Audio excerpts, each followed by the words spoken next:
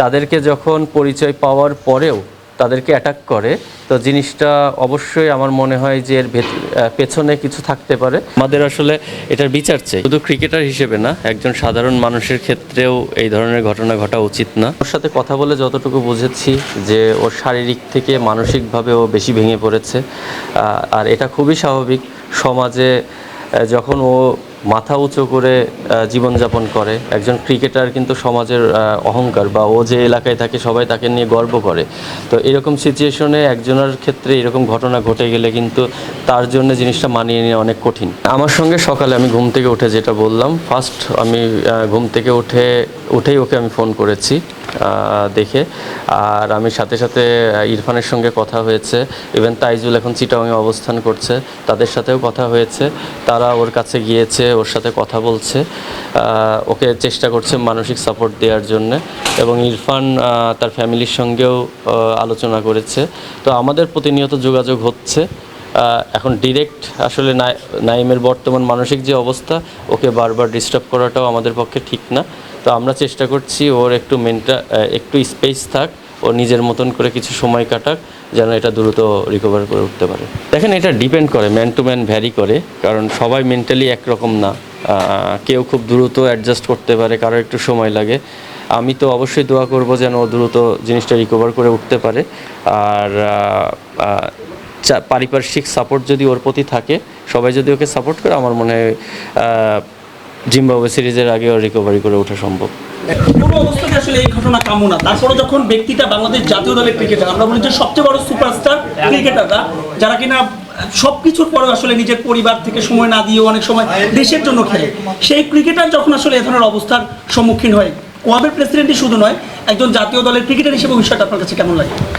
না, আমি একজন ক্রিকেটার হিসেবে একজন ক্রিকেটারের সাথে এই ঘটনাটা, এটা মোটেও আমাদের কাম্য না। এটা একটা অনাকাঙ্ক্ষিত ঘটনা। আর এছাড়া শুধু ক্রিকেটার হিসেবে না, একজন সাধারণ মানুষের ক্ষেত্রেও এই ধরনের ঘটনা ঘটা উচিত না।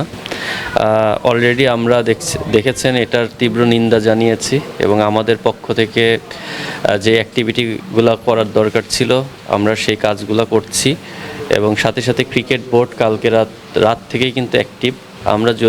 আমি নিউজটা পেয়েছি আজকে সকালে, কারণ কালকে আমার ম্যাচ ছিল, ম্যাচ শেষে আমি ঘুমিয়ে গিয়েছিলাম। সকালে উঠে নিউজটা দেখার সাথে সাথে আমি নাইমের সঙ্গে যোগাযোগ করি, তার সঙ্গে আমার কথা হয়েছে। ইরফান ওখানে গিয়েছে আমাদের প্রতিনিধি হিসেবে, ইরফান ওর ফ্যামিলির সাথে কথা বলেছে। তো স্টিল ইভেন তামিম ভাইয়ের সঙ্গেও আমার কথা হয়েছে। তারা জিনিসটাকে খুব সিরিয়াসলি নিয়ে তাদের দিক থেকে যতটা সম্ভব সর্বোচ্চ চেষ্টা করে যাচ্ছে। না, দেখেন, অ্যাকশন তো হচ্ছে, অ্যাকশন তো থেমে নেই, অ্যাকশন চলছে। তো অ্যাকশন যদি অটোমেটিক চলে, তাহলে তার আমাদের অ্যাকশনে যাওয়ার কোনো দরকার নাই। আমাদের আসলে এটার বিচার চাই।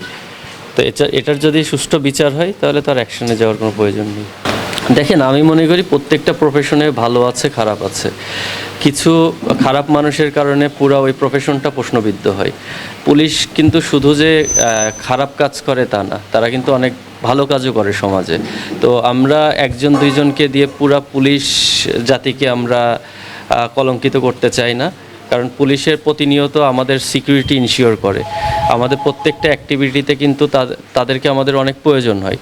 তো আমরা যেটা মনে করি যে যেই খারাপ মানুষগুলা এটাকে প্রশ্নবিদ্ধ করছে, এদেরকে চিহ্নিত করা উচিত। চিহ্নিত করে এটার পেছনে অন্য কোনো কারণ আছে কি না সেটা ঘাটিয়ে দেখা উচিত। কারণ আমি পার্সোনালি ফিল করি একজন ক্রিকেটার, কারণ আমরা জানি ক্রিকেটারদের বাংলাদেশের সকল শ্রেণীর মানুষ ভালোবাসে। তাদেরকে যখন পরিচয় পাওয়ার পরেও তাদেরকে অ্যাটাক করে, তো জিনিসটা অবশ্যই আমার মনে হয় যে এর পেছনে কিছু থাকতে পারে।